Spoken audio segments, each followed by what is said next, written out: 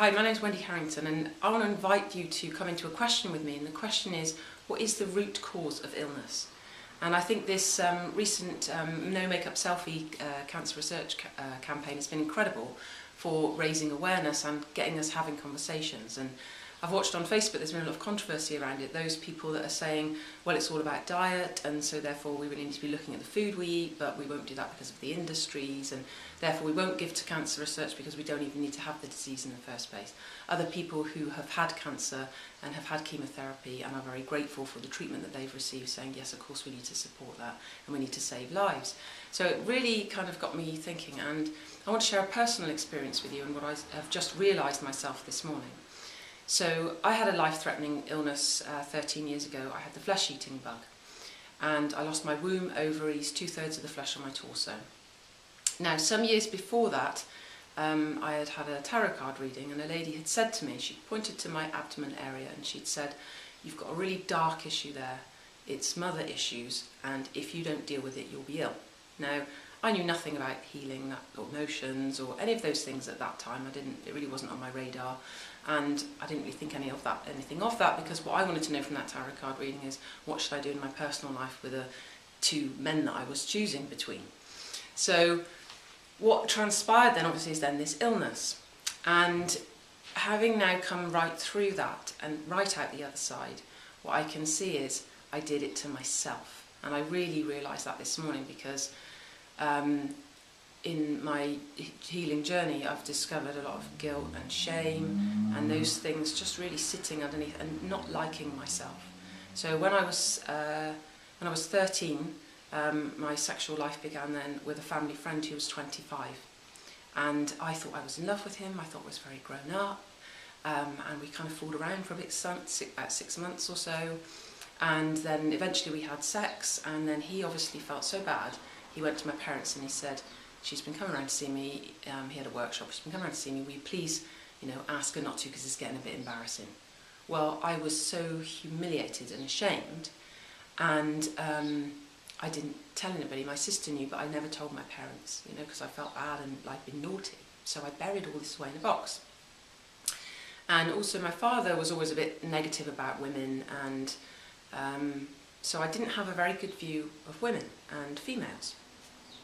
And then through that I didn't feel good about myself. Now, it's taken me years, and only just a few years ago, that I realised that, he groomed me. I was a kid, and as my daughter hit 13, I looked at her and I thought, this is a child. I may have thought I was grown up, but I was just a child. And as adults, he was the adult, and he should have said, no, this is not appropriate.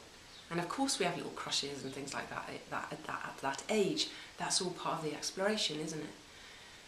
And so what I really realised this morning was, I can see all of that, and I can see those things, but what I couldn't get was this whole mother issue, because I thought, well, I love my mother, and okay, she had her own issues, and I love my mother, but what I realised this morning was, this is the bigger mother, this is about femininity.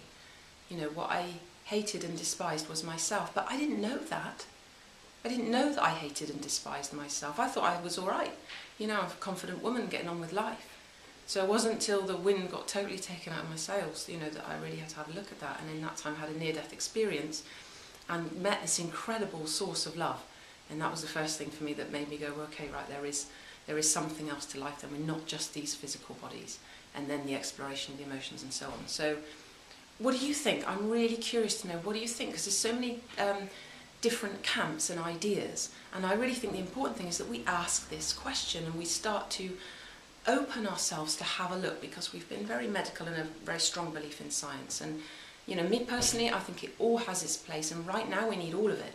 If we didn't have medical intervention, then I wouldn't have survived the illness that I had. But then you could say, well, yeah, but if I had dealt with my emotional issues, then maybe I would never have had the illness in the first place, So I really think it's important that we open our minds to this idea that, is there more that we could do? And what I can really see is this whole guilt, shame, blame thing, it's so deeply embedded in our culture, so many of our systems work on that, and so many of us feel that from experiences that we've had in the past that make us feel bad about ourselves. And really, we all just want to be loved. We all just want to be accepted. You know, I was just looking for love. That's all I was doing. I can really see that now. But I punished myself for that for years. I felt terrible about it for years. And I believe that it resulted in the illness that I had.